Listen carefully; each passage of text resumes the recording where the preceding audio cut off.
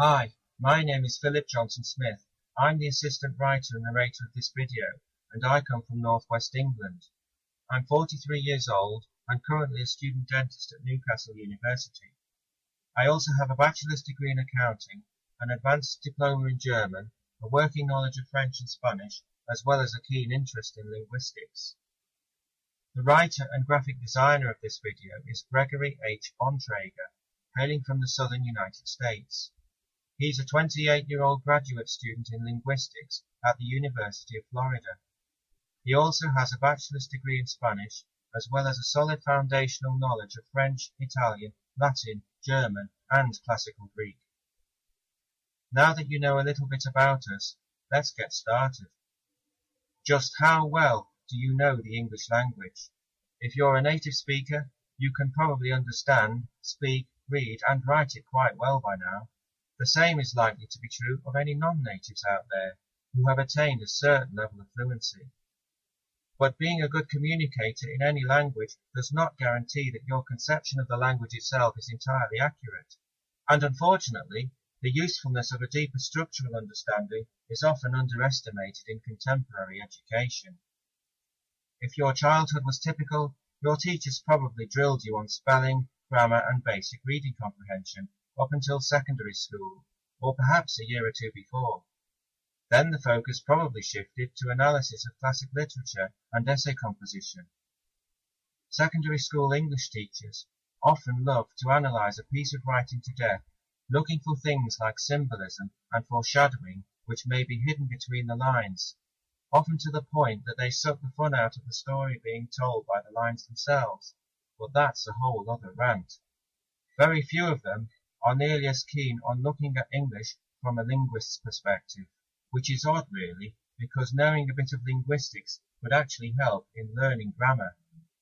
The fact is, the way English is taught, at least in the earlier years when the focus is still on phonics and spelling, is very much out of sync with how the language actually works. Think you know what a long vowel is? Think again.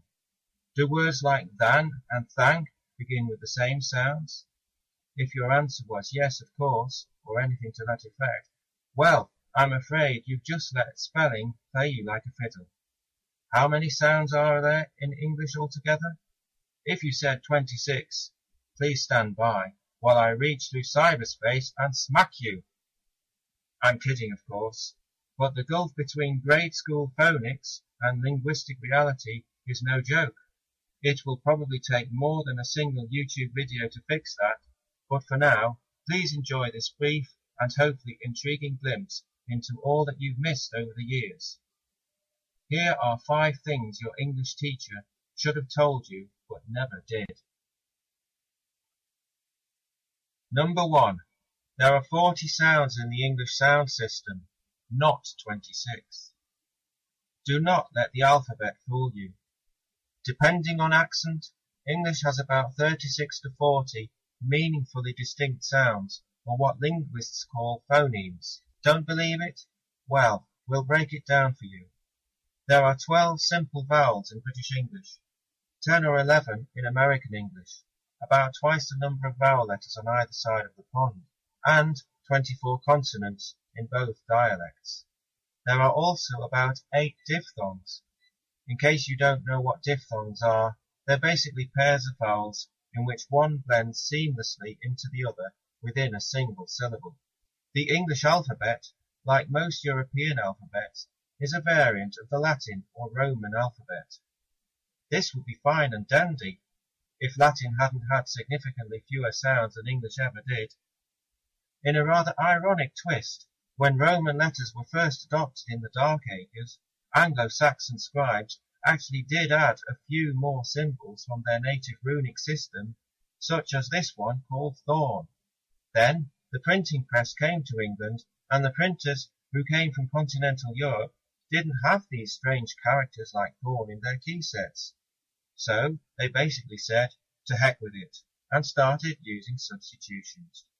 At first, they used the letter Y for thorn, because it was apparently close enough. Incidentally, that's what gave us the immortal phrase, ye old.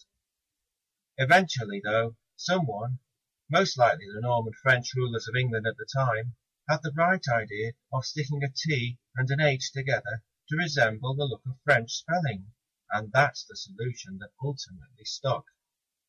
Speaking of TH, that leads us straight into number 2. Number 2. There are actually 2 TH sounds in English. Do words like than and thank begin with the same sound? Absolutely not. There are 2 completely separate sounds in English that are quite simply never distinguished from each other in writing. Instead, they're both spelled with TH. Consider the phrase, thy thigh, which may make the distinction clearer. At the beginning of both words, your tongue and teeth are both doing the exact same thing. The difference lies in what's going on in your voice box. The TH in thy involves vibrating your vocal cords, thus producing a rather buzzy sound that linguists call voiced. For the one in thigh, on the other hand, your vocal cords don't vibrate, leaving you with more of a hissy sound that linguists call voiceless. Now you might be thinking, well, that's just splitting hairs. The problem is that whether a sound is voiced or voiceless is also the only distinguishing factor between, for instance, b and p, v and f, or j and ch. These are all distinctions that are bound to seem more important to you because our habit of differentiating them in spelling has lent an air of legitimacy to them. In fact, English has a total of 8 sound pairs that differ in precisely the same way, but while 7 of them are frequently distinguished in writing, the TH sounds, which are really no less legitimate than any of the others, are never differentiated. If you think about it, it really is quite odd and illogical. Number 3. The sound at the end of present participles like doing is not a literal combination of n plus g, and the n in words like think isn't quite what you think it is. This one may be a bit more obvious, but it may yet surprise some people, so we slid it in here just in case, since it is rather important. The sound at the end of words like thing and song is not actually a normal n sound, followed by a normal g. Instead, it's a single, indivisible sound of its own that is closely related to a straight-up n, but formed further back in the mouth. This sound is called engma. Consider the words finger and singer, and notice that the G is pronounced separately in finger, but not in singer. That's because there is no real g sound in singer. Another example can be found in comparing the words sin, sing, and single. There really is no actual g sound at the end of sing, but it still sounds noticeably different from sin, and certainly lacks the definite g sound in the very similarly spelled single. Once this has been pointed out to you, you may notice that the letter N in words like finger and single is actually pronounced as an engma all by itself. The same is true of the N in tank or uncle, and yet we don't spell them tank or uncle. Why is this? Because it's so automatic that we don't need to. Engma is formed in the same region of the mouth as both k and g are, so any time anything that would otherwise be a normal n sound comes before k or g sound, it just naturally turns into an engma to make pronunciation easier and more fluid.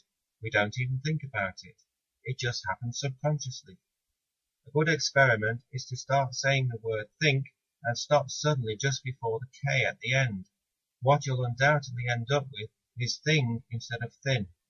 Go ahead, try it. Number 4. Spelling is not language, nor is our current spelling system intrinsically smart. The last one was relatively minor, so we'll follow it up with what is probably the most important item on this list, simply because it dispels a very persistent myth about the relationship between writing and language. We live in a highly literate society, at least in comparison to remote tribal cultures with little or no written tradition. We tend to take writing for granted, believing the very concept of squiggles on a page somehow standing for sound or even whole words to be the natural order of things. In short, We're just so used to it that it's hard to imagine life without writing, and all too easy to confuse those 26 familiar squiggles with the language itself. The reality is that writing is a kind of technology. It may be hard to think of it that way simply because it's millennia old by now, but that's the truth of the matter.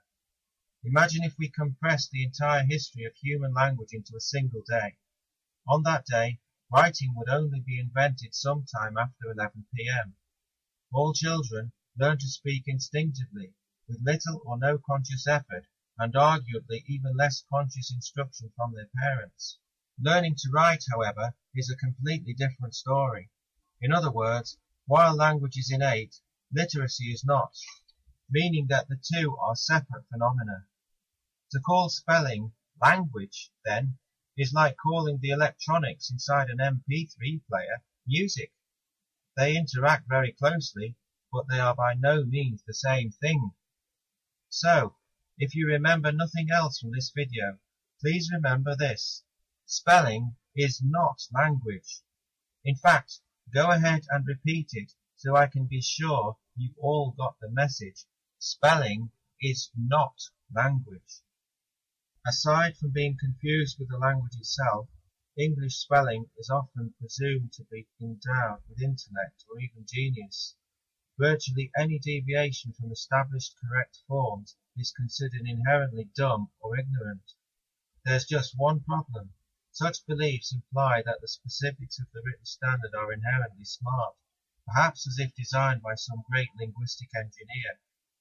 Defending this myth on the basis of Greek and Latin roots implies a myth of its own, namely that Greek and Latin were and still are inherently superior to English, and so we must play dress-up with our writing in order to emulate them.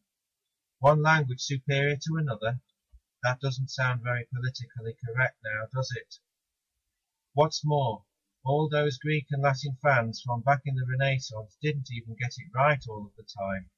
For example, the silent S in the word island was added by some medieval or Renaissance scholar with a little too much time on his hands in order to connect it back to the Latin equivalent insula. In fact, island comes from a Germanic root. It's not Latin at all, and never was. Now, was that really smart, in any sense of the word? I think not.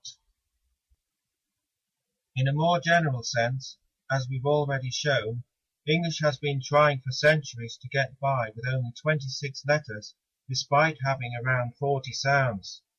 What engineer would build a device with 14 pieces of missing hardware? Do you really want to call that smart? If we were honest with ourselves, we would realize that the apparent intelligence behind standard spelling is only what we ourselves attribute to it.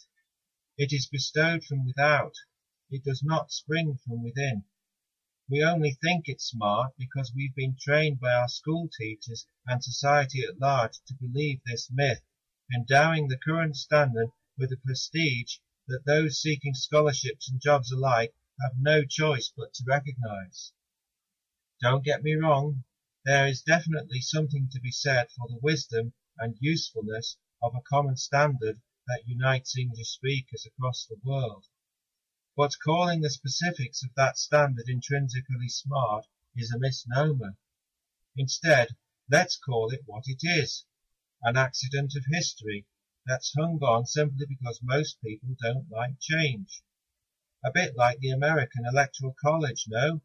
Or the British driving on the left while mainland Europe drives on the right. Number 5. 4 of the 5 so-called long vowels are in fact diphthongs. Let's go back to grammar school for a bit. You may recall that each of the 5 vowel letters are supposed to have a short and a long pronunciation. The short ones are A as in pat, E as in pet, I as in pit, O as in pot, and U as in put. The long ones are A as in main, E as in meme, I as in mime, O as in mope, and U as in muse. It turns out that, of the 5 sounds that we're so used to calling long vowels, only one is really a pure and simple vowel. The rest are all diphthongs. Now, what's a diphthong? A diphthong is the sound made by one vowel morphing seamlessly into another one within a single syllable. For example, start with the sound of the A in father, ah. Follow that up with the sound of the E in meme. Now pronounce them in quick succession, transitioning smoothly from one to the other. I, I, I. Sounds a lot like the long I in mime, doesn't it? Now those two individual vowels are not quite identical to the ones that are actually blended together into that particular diphthong, but they're easily close enough that you can get the basic idea of how diphthongs are formed. In fact, 4 of the diphthongs in English have as their first halves vowels that do not exist independently in English. The sound of the E in meme is, by itself, the only so-called long vowel that actually is a long vowel instead of a diphthong. As another example, take the so-called short as in men, together with the long E as in meme again, and try blending them together in the same way that you did with R and E. Chances are you'll end up with something that sounds remarkably like the so-called long A. Listen. A. It at least comes pretty close, doesn't it? That's because it is actually a diphthong that has absolutely nothing to do with the letter A as most other European languages understand it. This is why, from the perspective of virtually every other language that uses more or less the same basic Roman alphabet as we do, the way we pronounce our vowels is really quite bizarre. To a Spanish speaker, for instance, W-A-I-T spells a colour, not a verb, and even if we assume the E at the end would still be silent, M-A-N-E would be interpreted roughly as man. How did this weird state of affairs come to be? 3 words. Great vowel shift. That will be a topic for a whole later video.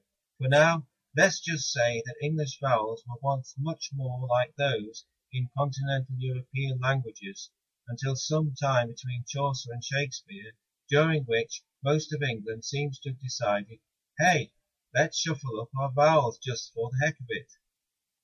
Things haven't been the same since. Since most spellings have not been updated since this change, is one reason why there is so much irregularity and mismatch between the spoken language and its written form. So there you have it. 5 things your English teacher should have told you but most likely never did. Here's to hoping you walk away from this just a little more linguistically literate than you were before.